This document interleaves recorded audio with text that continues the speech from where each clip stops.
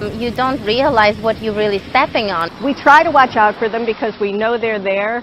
Shells and seaweed, what people visiting Loudermilk Beach in Naples expect to see wash up in the waves. But recently, something more painful is rolling in with every wave. It's just really between the water and the sand. They're not wasps, they're nice honeybees. Bees aren't buzzing around the park's sticky trash cans or concession stand. Instead, they're squirming around or laying lifeless on the sand. The city of Naples says crews are investigating the problem and will have staff out at the beach Tuesday working to get to the bottom of visitors' questions. Why are there bees? Where are they coming from? And why are they in a very specific area in the beach? Bolivia is under a state of emergency after a vast agricultural area of around 1,000 hectares was laid to ruin by a plague of locusts. The locusts first appeared about 1 week ago in an area near Santa Cruz. The government has released €655,000 in extra funding for fumigation. An invasive caterpillar species is spreading across Africa and devastating crops. The fall armyworm, native to North and South America, appeared in Africa for the first time last year. Scientists say it likely arrived on commercial airliners. Non-native armyworms are now spreading rapidly. They've already been confirmed in countries across southern and western Africa. They pose a major threat to agriculture. Maize, an important staple across much of Africa, is especially vulnerable. The United Nations Food and Agriculture Organization says fall armyworms have destroyed up to 73% of crops in some areas. Fall armyworms are also difficult to control using pesticides. In a statement released Monday, February 6th, the Center for Agriculture and Biosciences International said the caterpillar could, quote, spread to tropical Asia and the Mediterranean in the next few years. The center points out that this would be a major threat to agriculture worldwide. In drought-hit Guatemala, those taking a swing at farming are coming up empty. The little that grows here is simply not enough, and it's worrying World Food Program officials like Gustavo Alas. They have had losses from 80 to 85% of their basic grain, he says, which is the main crop here, so they do not have the necessary food in the season where they build up their stock. 3 consecutive years of El Niño-linked drought have exacerbated poverty and hunger in the country of 15 million. The World Food Program, or WFP, says the European Union will invest $4.2 million to support families most affected by droughts, including subsistence farmers like those here in Guatemala. The investment aims to improve land productivity and food security, though WFP recognizes despite the intervention, 5 to 10% of farmers and their families will resort to immigration. There's a vegetable shortage rolling across parts of northern Europe, making it harder for shoppers to get their hands on fresh produce. Veggies like spinach and zucchini started vanishing from grocery store shelves across Great Britain in early January. 4 of Britain's biggest grocery chains have even started to ration iceberg lettuce. Meanwhile, broccoli, cauliflower, eggplant, peppers, and cabbage are in short supply in Denmark, France, and the Netherlands. Bad weather in a corner of Spain that supplies much of Europe in the colder months is largely to blame for the shortage.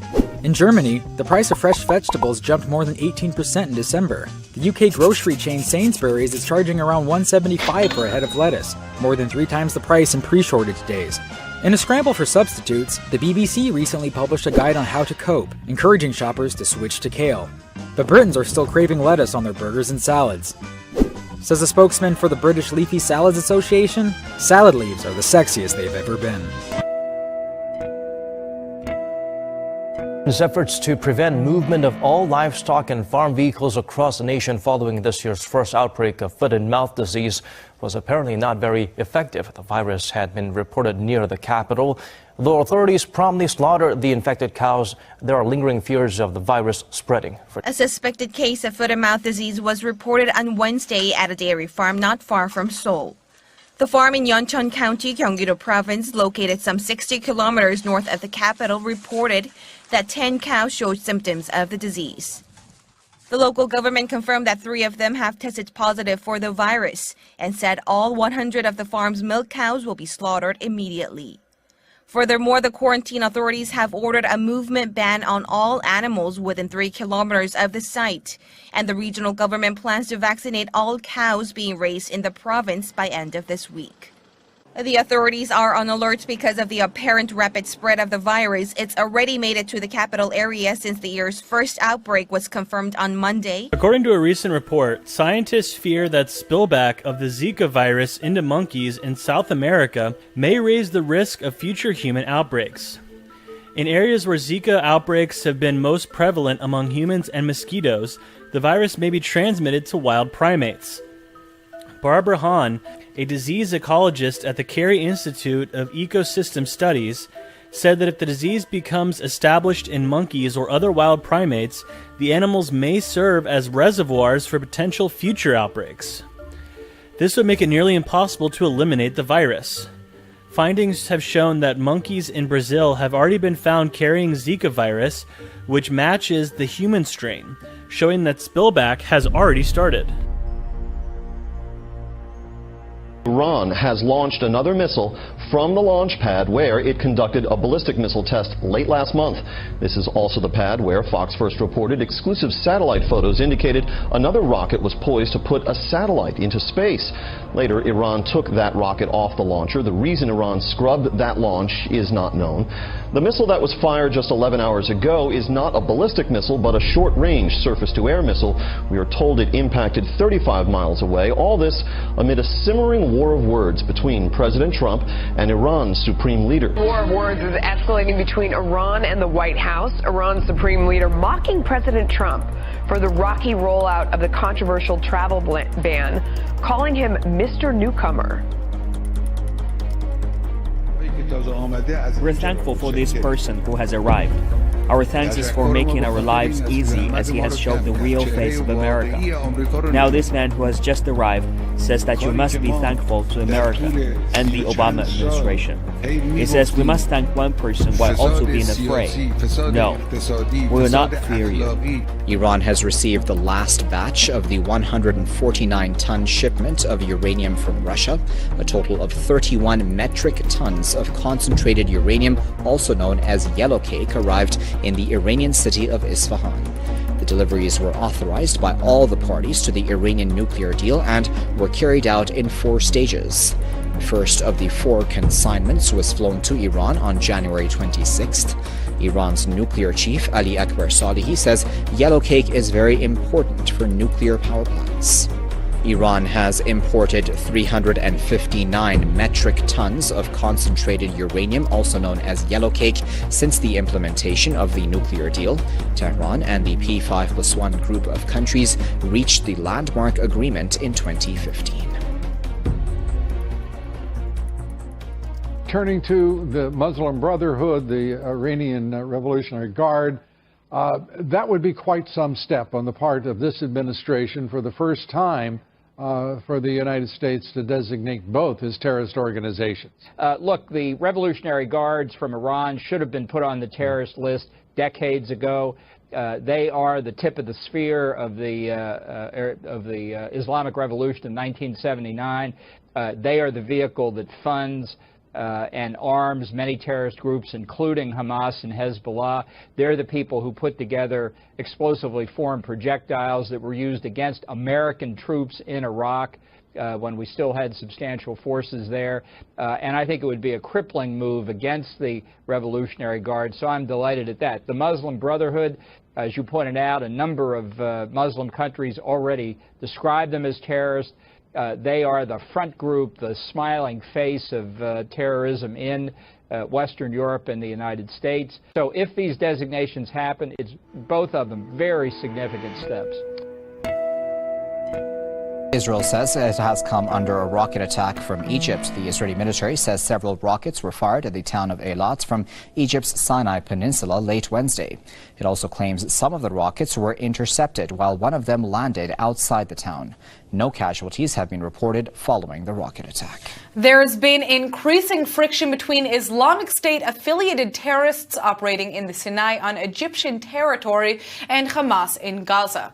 The source of the animosity, in part, is likely caused by an increasing number of operatives who have been defecting from Hamas to join the nearby ISIS group. Many Hamas experts on building roadside bombs and the operation of anti-tank missiles instead used their training to help the ISIS branch called Sinai Province in battle against the Egyptian army. Some of the Palestinians even relocated to the Sinai with their entire families and are now said to serve as conduits for communication with the Gaza-based terrorists. Others have been killed in the violence in the Sinai, while those who try to return to Gaza are often arrested. One such 20-year-old commando was particularly aggravating to the Islamist Hamas rulers because he defected from their elite naval unit. The Sinai province reportedly retaliated for the arrests of its operatives by cutting back on the flow of goods it illegally smuggles into Gaza. After their release, relations between the two radical jihadi organizations is said to have improved. Despite suffering the loss of manpower, Hamas remains very dependent on contraband, such as weapons, being snuck in from the Sinai. U.S.-backed forces are reporting progress against ISIS, but in Syria, a lot of new weapons are headed to the battlefield. Pentagon producer Lucas Tomlinson tells us where they're coming from and what impact they will have on the 21st century's bloodiest conflict. In a dramatic escalation, Fox News has learned Russia sent the largest shipment of missiles to date to Syria, a month after Russian President Vladimir Putin pledged to scale back his forces there. The White House didn't deny the report. We don't have any comment on this time. This comes as Syrian President Bashar al-Assad, in a rare interview, signaled he is hoping for improved relations with the U.S. under President Trump. We have to wait. It's still early to expect anything practical. It could be about the cooperation between the U.S. and Russia, that we think is going to be positive for the rest of the world, including Syria. U.S. officials tell Fox in the past 2 days, Russia delivered 50 short-range ballistic missiles to the Syrian port of Tartus along the Mediterranean. Russian SS-21 missiles are called Scarabs by NATO, meant to destroy ground targets up to 100 miles away. Russia also recently fired 6 ballistic missiles from its airbase in Syria against opposition fighters. It is not immediately clear if those opposition fighters were backed by the United States. Russia also completed delivery of its S-300 missile components to Iran, according to Russia's envoy to the Islamic Republic. U.S. officials say Russia still maintains nearly 50 jets, helicopter gunships, and drones in Syria. Meanwhile, the ISIS headquarters in the war-torn country could be surrounded very soon. Raqqa is a city that the enemy uses for external operations, so what we would expect is that within the next few weeks, the city will be nearly completely isolated, and then there will be a decision point to move in.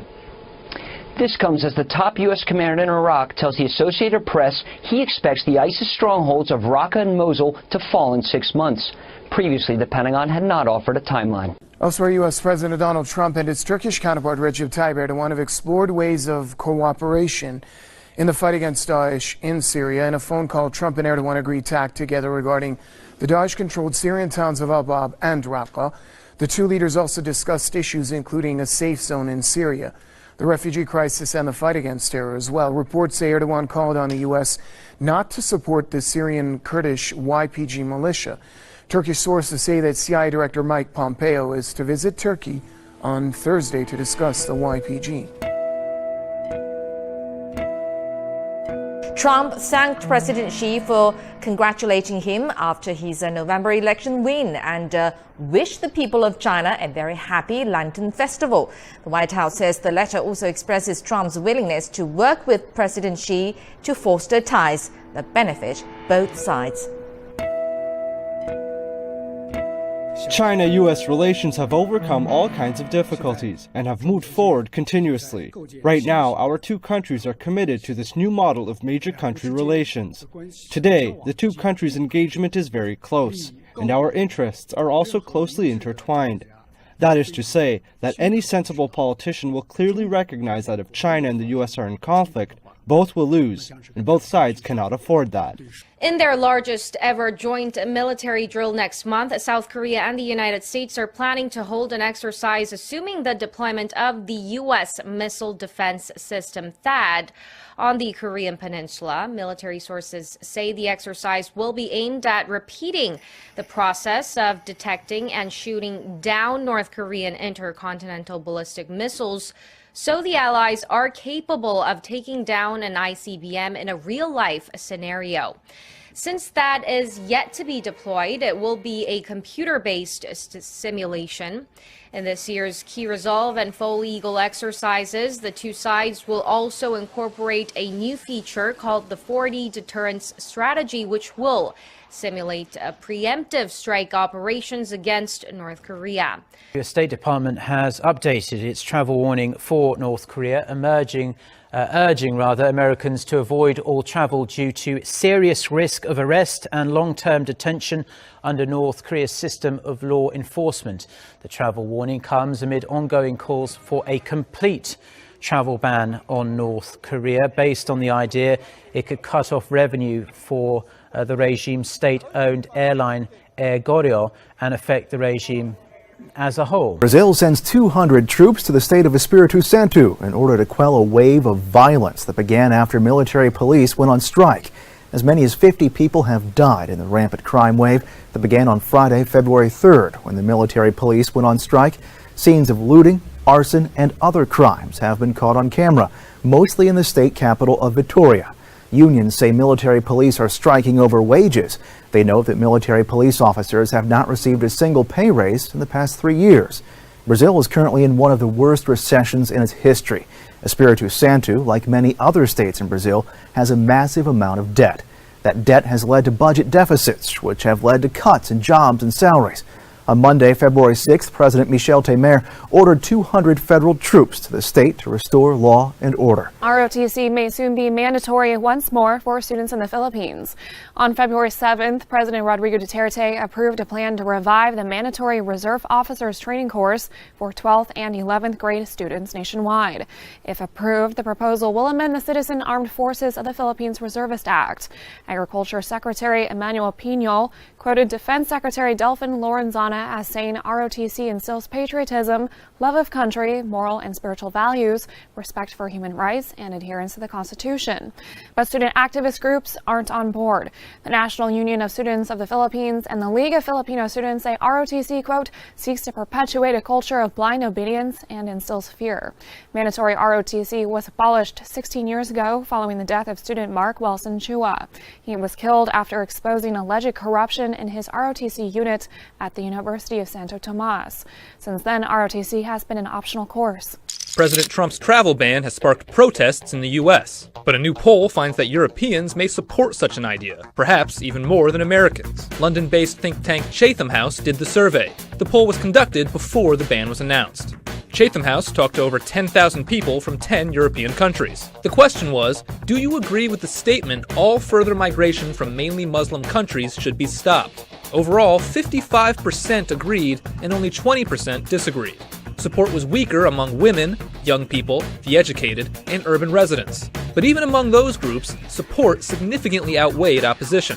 Fear of crime and terrorism has sparked a right-wing European backlash against immigration. By contrast, a recent Quinnipiac University poll found that only 46% of Americans support Trump's 7-country travel ban. 51% are opposed. Nieto met the group of 135 deportees at Mexico City's International Airport, where he pledged solidarity and government support. You are not alone. Let the government assist you in this process of returning to your country. Some of you have been abroad for many years, others less, but don't feel abandoned. According to Pew Research Center in the U.S., more than 16 million Mexicans have migrated to the United States over the past 50 years. Many now face an uncertain future. Where Uber's going, they don't need roads.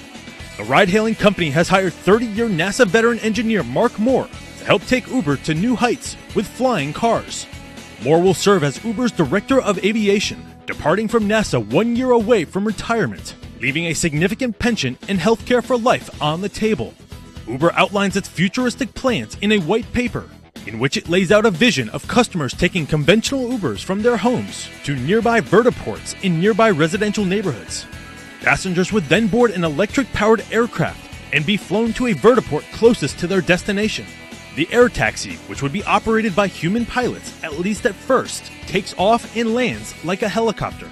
Uber believes that on-demand aviation has the potential to radically improve urban mobility, giving people back time lost in their daily commutes. Though the flying car is not yet under construction, Moore predicts Uber will be airborne in the next 1 to 3 years.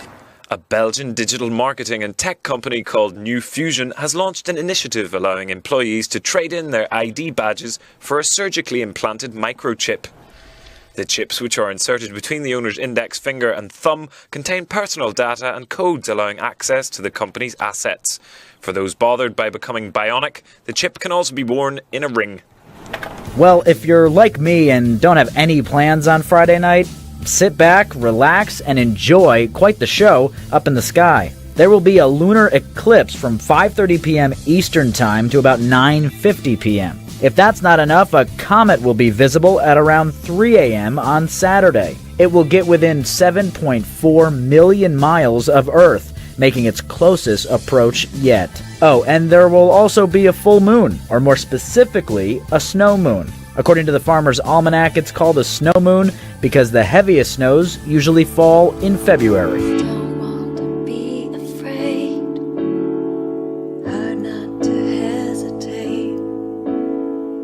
We can't wait to be the change. It's not too late, free from hate. Think of the future that we could create. I don't let that pull me now. To me, I'm the same as everybody else. Like a tree.